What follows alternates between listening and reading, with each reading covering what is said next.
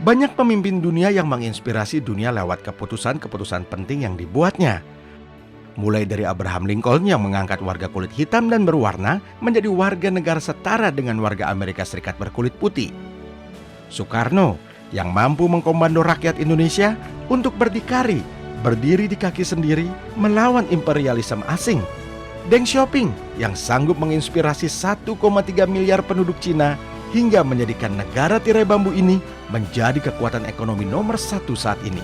Serta Sheikh Mohammed bin Rashid Al Maktoum dari Uni Emirat Arab yang dalam waktu 30 tahun sanggup merubah Dubai dan Abu Dhabi menjadi distrik paling makmur di kawasan Arab dan dunia. Setelah sebelumnya hanya tempat menggembala onta dan kambing.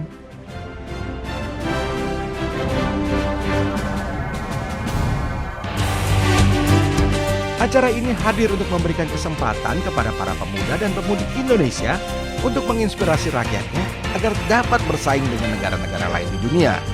Selamat datang di acara unik pertama di dunia dan reality show paling menginspirasi di dunia, I Am President.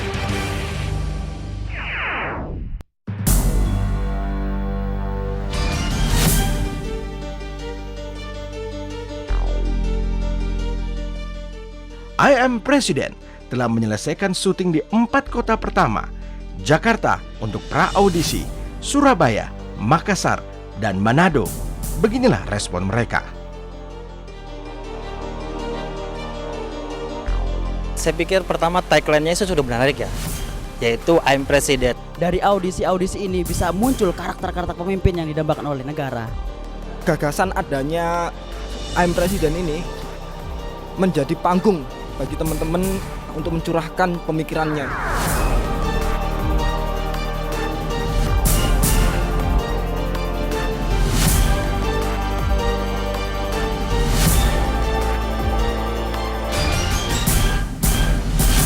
I'm Presiden, Indonesia bisa, salam satu nyali, Wani.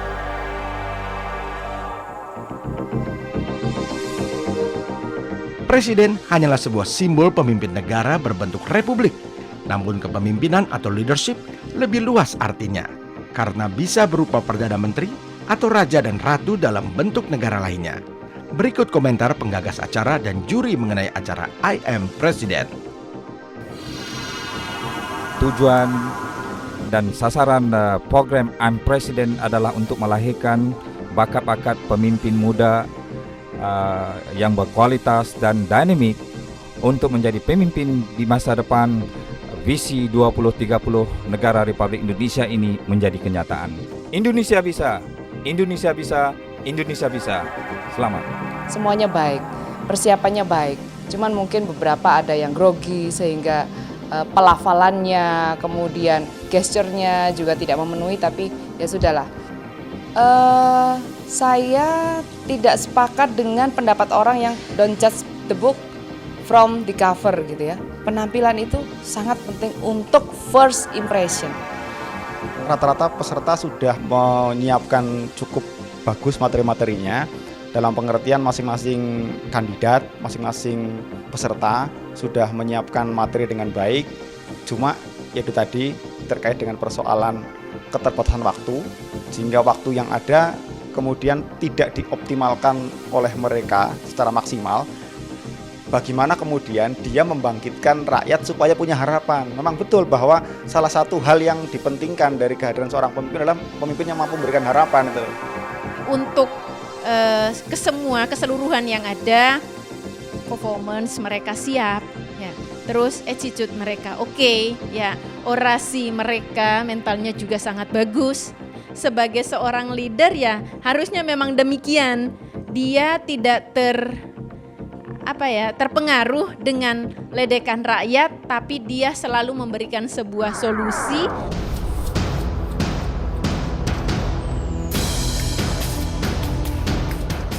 Apapun komentar mereka, kita perlu visi cerdas dari calon pemimpin muda saat ini. Berikut pemikiran mereka. Dan perubahan konkret yang akan saya lakukan pertama adalah merubah Pulau Jawa dan Pulau Sumatera menjadi daerah agraris dan menjadikan Pulau Kalimantan serta Pulau Papua menjadi wilayah. Indonesia sebagai tujuan pariwisata dunia. Tujuan pariwisata dunia saat ini peringkat belum ada diperoleh oleh Singapura. Kita Singapura saja 10 besar. Tapi Indonesia yang luasnya ratusan kali lebih besar daripada Singapura. Mengapa kita harus menekankan dalam bidang pendidikan? Karena grand policy dari pemerintah adalah bertujuan untuk memeratakan pendidikan bagi segenap putra-putri bangsa Indonesia untuk mendapatkan pendidikan yang layak tanpa terkecuali.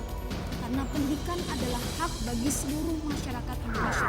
Yang kedua adalah rule of law, yaitu penegakan hukum dan toleransi. Harus kita dudukkan secara bersama. Agar kenapa? Agar mampu melahirkan demokrasi. Agar mampu melahirkan demokrasi yang penuh dengan harmonisasi.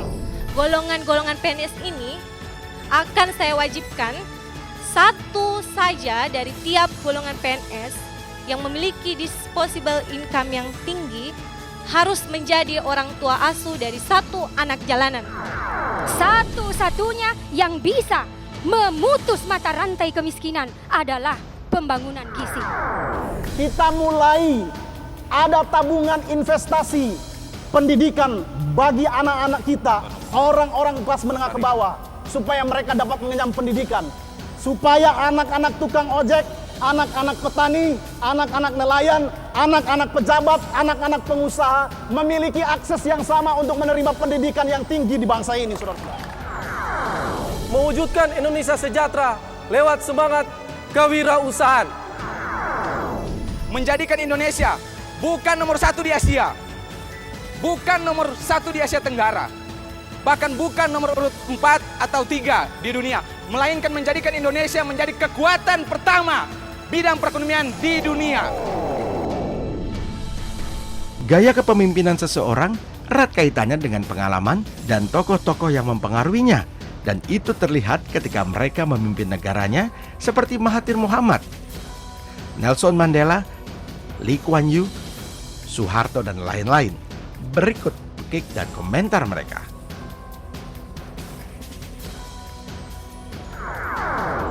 Sediakan 100 peti mati, 99 peti mati untuk koruptor, dan 1 peti mati untuk saya jika saya korupsi. Berikan saya hanya 10 pemuda, maka akan saya guncang.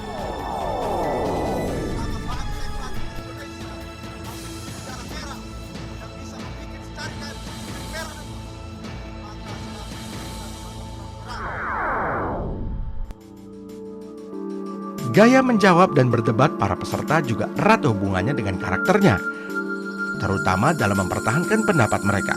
Seperti, langkah konkretnya apa? Lalu kalau memang seperti itu anggarannya bagaimana gitu kan? Ya, bagus sekali pertanyaannya.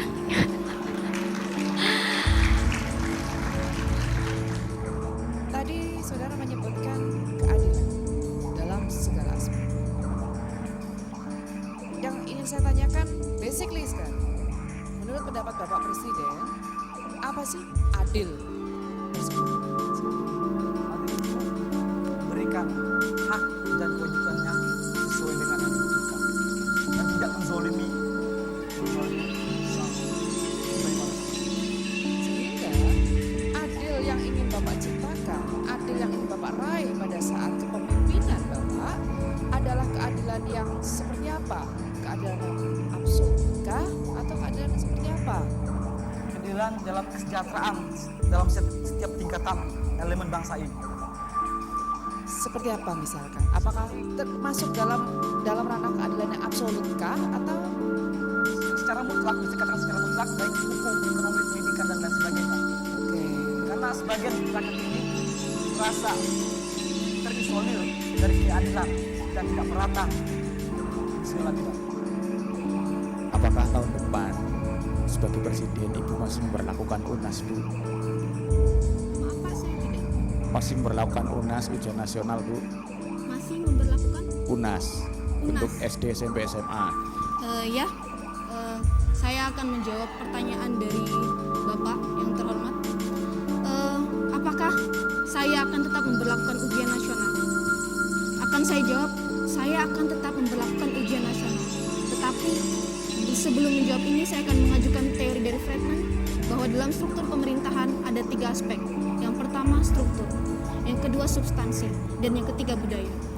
Struktur itu mencakup dalam lembaga eksekutif, legislatif, dan yudikatif. Kalau menyangkut substansi, maka menyangkut dari berbagai aturan yang kita gunakan dalam pembangunan masyarakat Indonesia. Dan yang ketiga budaya, ini menyangkut tentang budaya masyarakat Indonesia. Ujian nasional itu tujuannya baik, dan karena itu tetap akan saya berlakukan, tetapi caranya yang diubah. Kalau sebelumnya ujian nasional itu adalah penentu kelulusan, maka saya akan menjadikan ujian nasional adalah salah satu aspek atau faktor pendukung untuk lulus. Jadi kita tidak harus melihat dari UAN. Kalau misalkan UNASnya tidak lulus, janganlah kita tidak meluluskan murid tersebut. Tapi kita harus melihat dalam pengalamannya dalam pendidikan, pengalamannya sebagai siswa, apakah dia sebagai murid yang baik. Jangan hanya melihat dari segi UAN-nya, tetapi dari segi pengalamannya sebagai murid. Apakah visi dan wawasan Anda? Visi saya adalah menjadikan bangsa ini lebih sejahtera, makmur, dan pemberantasan korupsi merupakan persoalan di negara kita. Efek daripada banyaknya korupsi di segala bidang ini harus kita selesaikan sehingga mengarah pada kesejahteraan dan kemakmuran.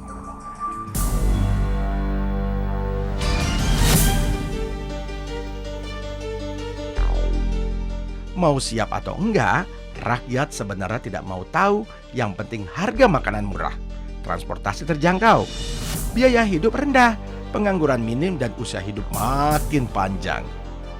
Apakah para pemimpin ini telah siap?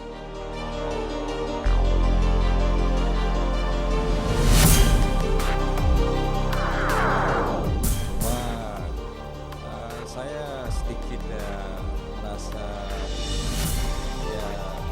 mana fokus Anda apabila Anda berpidato ini, karena apabila Anda mengekspresikan sesuatu impian dan action Anda tidak melihat kami di depan Anda sebagai warga rakyat yang mendengar pidato Anda. Duduk di sini saya kepingin dapat pidato dari presiden saya gitu. Tapi kok yang saya dengar kok kayak orang lagi orasi. Saya kalau melihat dari luar, negara ibu itu negara apa ya? Fashion. Yang saya tunggu sebenarnya adalah strategi bagaimana Anda menyelesaikan persoalan korupsi yang ada. Kritikan itu penting untuk menempa diri agar lebih baik lagi. Namun tidak sedikit yang menganggap kritik itu membuat mereka overconfident. Seperti ini. Gimana ya, sebenarnya kalau menurut saya pribadi yang layak jadi juri itu ya cuma bapak yang sebelah, Pak Puji, ya benar, Pak Puji sama Bu Monika aja gitu.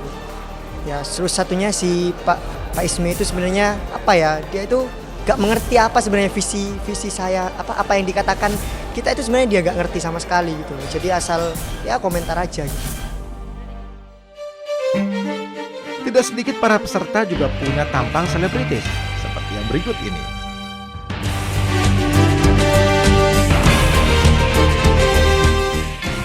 I am president. Yes, I am the president of Indonesia in 2030. Why not? Prepare yourself. Be confident. Be yourself. Be there. Indonesia bisa. Mana ada bisa? Inga-inga. Ting. Tips-tips dan trik menghilangkan gugup. Ingat lagu Ayu Ting Ting? Asik-asik, asik kenal dirimu. Aduh, masih pusing mas. Ya saya kira menarik begitu kan, karena kan ada kerisauan bangsa ini seakan-akan kan pemimpinnya kan terbatas begitu, sehingga perlu kita memberikan motivasi, menggali bahwa pemimpin bangsa itu di negeri yang Indonesia itu banyak sekali, dan karena itu memang perlu digali dan perlu ada motivasi dari berbagai pihak termasuk ya program yang seperti dilakukan sekarang. Event ini sangat positif dan memberikan suatu pencerahan di dalam proses kehidupan bagi mahasiswa dan masyarakat. Program I Am President ini akan semakin mematangkan program mereka untuk lebih visioner ke depan, sehingga kita harapkan nanti bahwa akan tersedia stok calon pemimpin yang siap untuk ditempatkan di mana-mana untuk berfungsi sebagai leadership. Saya Tamrin Usman, Rektor Universitas Tanjung Pura Pontianak, memandang kegiatan I Am President sebuah acara yang sangat menarik dan sangat berguna untuk menyiapkan pemimpin masa depan Indonesia yang memiliki integritas yang tinggi dan kreativitas yang tinggi.